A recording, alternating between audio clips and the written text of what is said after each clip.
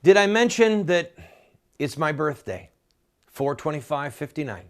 All right, Pennsylvania, Connecticut, Delaware, Rhode Island, Maryland. All of them have primaries tomorrow night.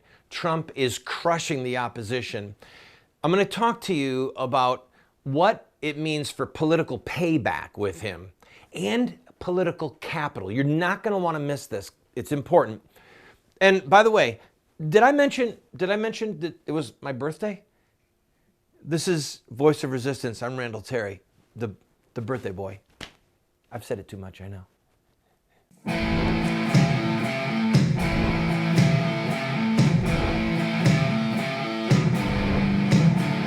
Those who forsake the law praise the wicked.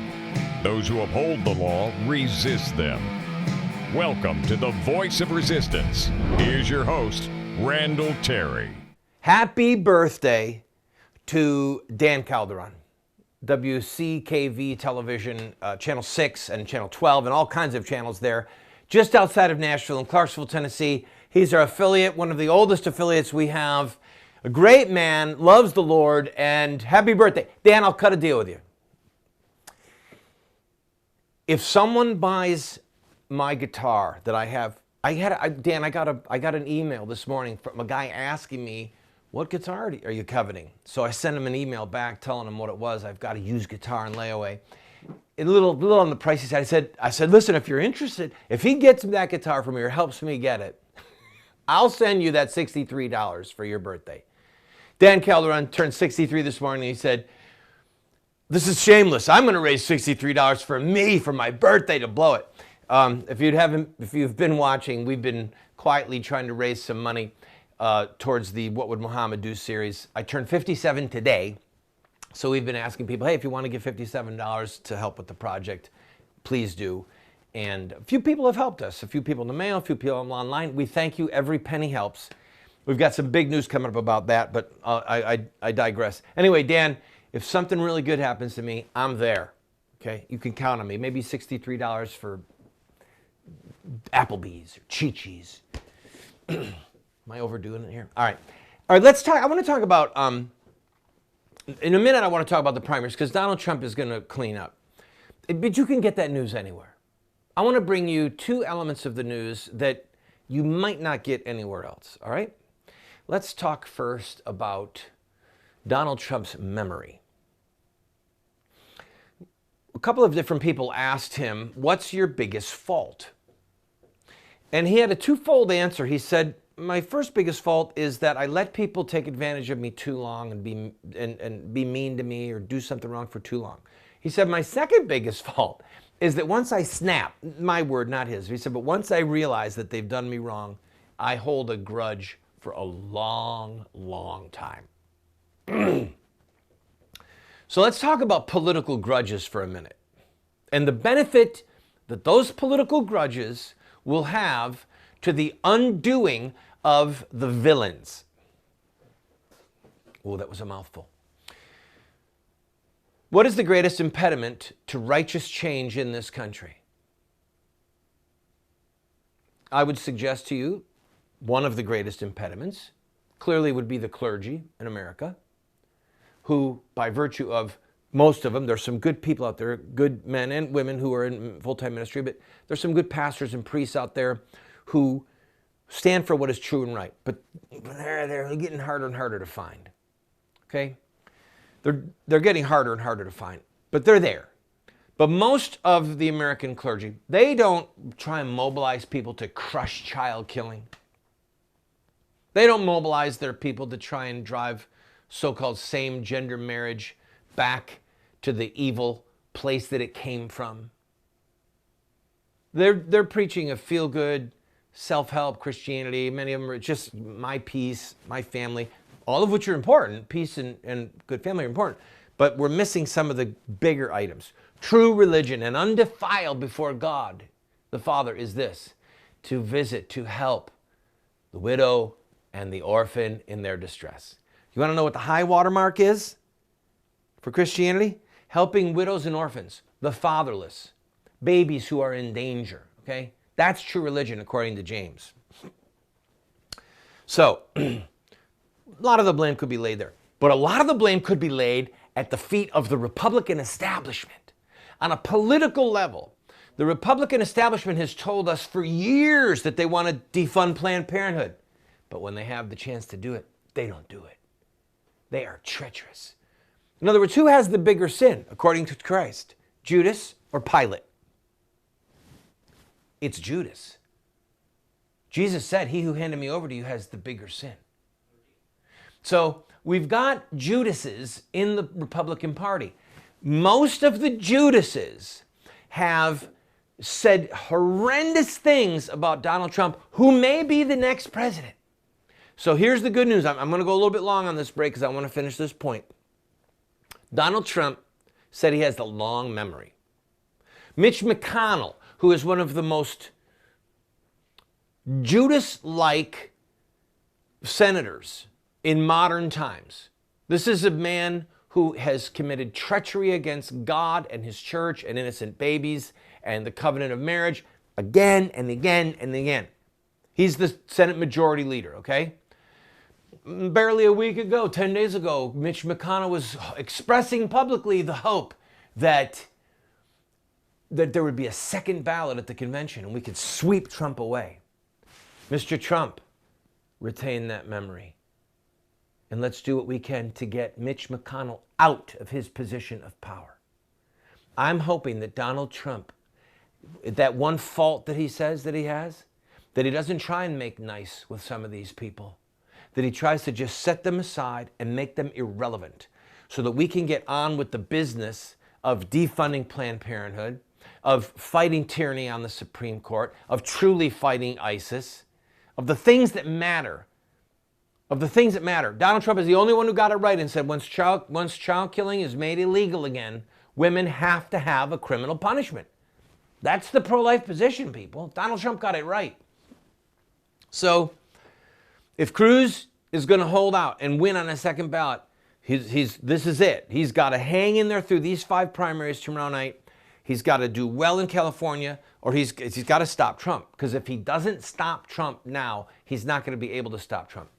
But come back around. All right, so there's the issue of Donald Trump's memory. And the other one, when I come back from this break, is Donald Trump's political capital should he become president. So should Donald Trump become president, and Mitch McConnell has to run for the Senate Majority Leader, Donald Trump has political capital that he can spend. And I want to talk to you about that when we come back. I promise you, if you will listen to what I'm going to tell you, you will find it one of the most fascinating assessments of what will happen in a Trump presidency. You're going to love it, I promise. Did I mention to you, by the way, that it's my birthday? I am going to be 57 years old. April 25th, 1959, the doctor came out and told my dad, it's a boy. And I would like to ask you, if you are enjoying this program, to help us with a $57 gift. Yes, I am stooping that low, where I am actually using my birthday as a fundraising tool. Now, by the way, I'm not going to take the $57. You go to that website that you see there and look for the button on the page that says birthday, okay? And if you want to get one of our books, I'll autograph a book, I'll send it to you, I'd be happy to do it. But this is to basically pay for the show.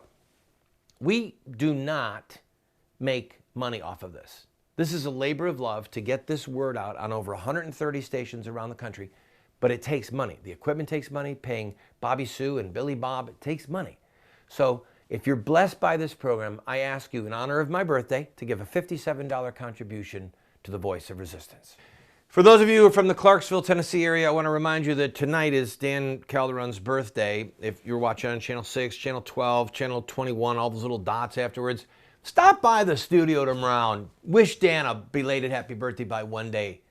Maybe give him a big gift certificate to a restaurant or something. All right, anyway, Donald Trump and his political capital. Listen to me. When Donald Trump called Mexican illegal immigrants, some of them rapists, what happened to him? What happened? His political stock went up. When he got into a spitting match with Megyn Kelly, what happened to him? His political stock went up. When he got into a spitting match with John McCain, What happened to him? His political capital went up. When he said that we should have a temporary ban on Muslims entering the country, what happened to him? His political capital went up. When he said that we've got to take it to the Mexicans and build a wall and they're going to pay for it, what happened? His capital went up. Now, the conventional past wisdom, again, I'm talking about political capital. The conventional past wisdom has been that when you do something that makes people angry, your capital goes down and you've spent your capital. So people were criticizing Obama for the way he spent his political capital at the beginning because it created conflict with Republicans and it drained him of his political capital. But Donald Trump is like some political freak of nature. All right? There must be a comic book. There must be a comic book about this where he's got, like, every time someone hits him, he becomes stronger with the energy of the attack. He becomes bigger. He becomes more violent, or I don't even know, not violent, but more ferocious. So Donald Trump, if he gets elected as president and he says, you know what, Republicans, I know it's your house to deal with, but in the Senate, I would rather not work with Mitch McConnell. Maybe Ted Cruz could be the Senate Majority Leader. I mean, I know that's far-fetched, but there's some good guys. Pete Sessions, all right? There's some good guys in the Senate who would be great. Mitch McConnell is horrible. So if Donald Trump decides to spend political capital on who should be the next Senate Majority Leader, most presidents would never do that. And if they did, this is none of your business and blah, blah, blah. Hold on. This is a referendum about Mitch McConnell.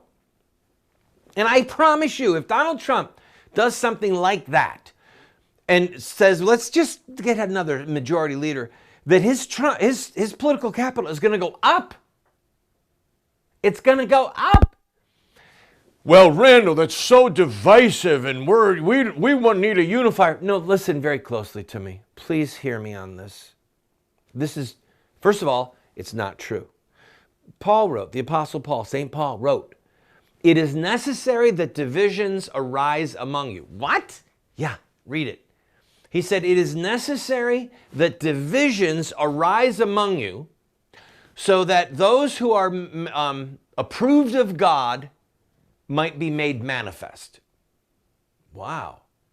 It is necessary that divisions arise among you so that it becomes manifest who's approved by God. There is a place for division.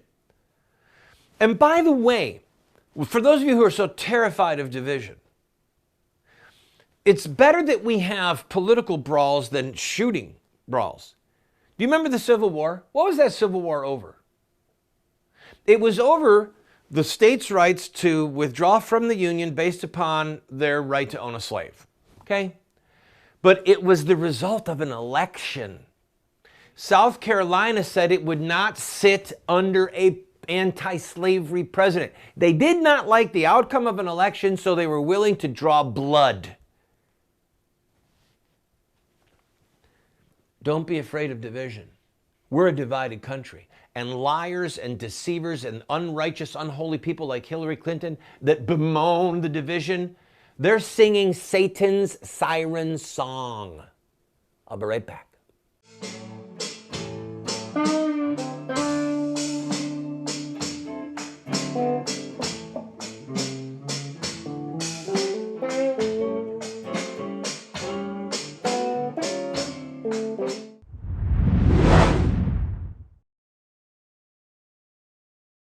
Friend, this program is supported by friends like you who believe in what we are doing. We run a very tight ship. Thankfully, we are on over 130 stations across the country, having tremendous impact. We get emails every day. We get letters in the mail, not every day, but almost every day. We hear from people who love what we're doing. What people don't understand is that it's sort of expensive to produce a television show like this. It doesn't require earth-shattering funds, but it does require financial help. So I am asking you, if you enjoy this program, throw us a $10 or a $20 bill every once in a while, or even a $50 or a $100 check. You see the address there on the screen. Your gifts are not tax deductible, by the way. because we want to be able to say what we want to say regarding politics without the IRS telling us no. So if you like the program, I ask for your support. Before I went to the last break, I mentioned that people like Hillary were singing Satan's siren song. Now, in literary genre, in literary words or definitions, that's called an alliteration. Satan's siren song, singing Satan's siren song. I'm waiting to tell you, I'm wanting to tell you, I'm wishing to tell you. That's from Pygmalion, My Fair Lady. It's a stream of consciousness show, friends. Billy Bob's family is not feeling well. Bobby Sue's family, I don't even want to talk about her family. She's got a good family, and Billy Bob has a good family.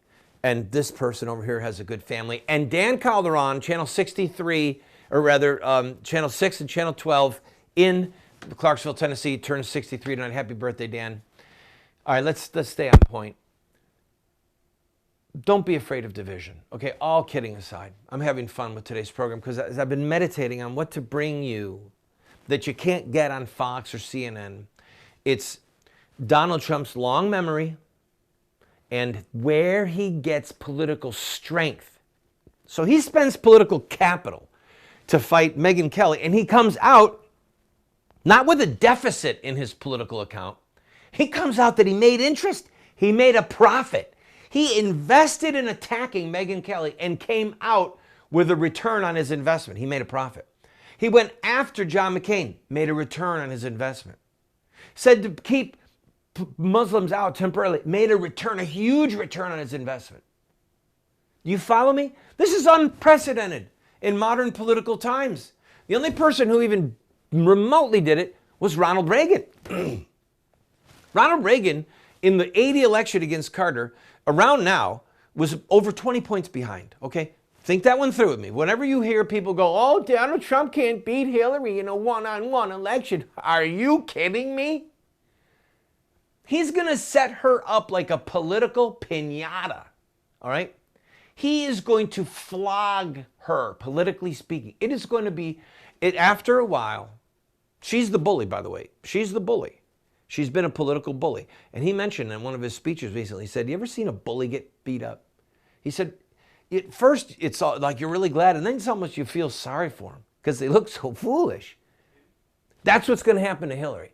She is the political bully. The Clinton machine, the Obama machine, they are political bullies. And they want to say that anyone who stands up to the bullies on the playground, that we're divisive, that we're not letting the bully have its way on the playground. And that those of us who say they're wrong, they're bullies, they're unjust, that we're divisive and we're un-American, we're homophobic, we're anti-woman, blah, blah, blah. We're anti-Muslim.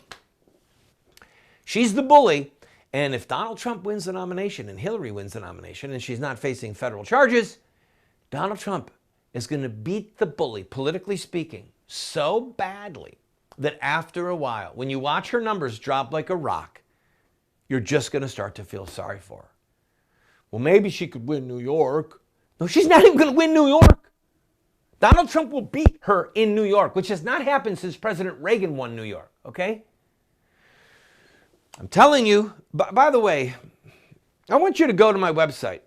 If you want to see my predictions for this election that are months old now, okay? I have been predicting the path, how Trump is going to win the nomination. I was saying he was going to win probably 6 months ago. People thought I was insane. People were mad at me. I'm calling balls and strikes here, people. My mission on this television show is to try and assess the world through a Judeo-Christian law grid and to call balls and strikes, to call it like I see it.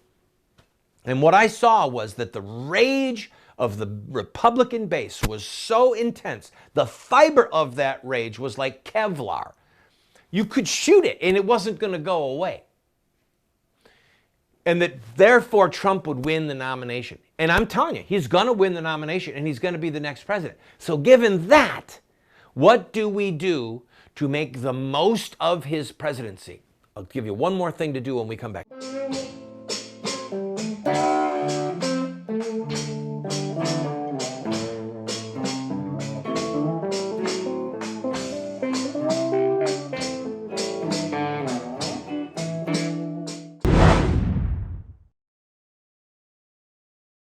I am going to be 57 years old on April 25th. And I am asking you to pray for me, pray for our TV show. And if you have been blessed by this program, I'm asking you to give, if you're able to, a $57 gift. Yes, I'm using my birthday as a shameless fundraising ploy. This program, the studio, the staff, all of the expenses that it takes to put up a good TV show, it costs money, and the money comes from viewers like you, from supporters. So, by the way, if you want to give $570, do it. Randall, what do you want for your birthday? There is a guitar that I would like, but I'm not going to do that. These gifts are not going to go for that. Can they email me? Can they email me and say, I want to buy a guitar for you? All right. Anyway, do $57 if you possibly can to help with this program. I thank you in advance, and I ask you for your prayers that we could keep doing a great show. Huh? When Trump is elected, and he spends his capital on something that people say is political suicide, then what you need to do is rush to his defense.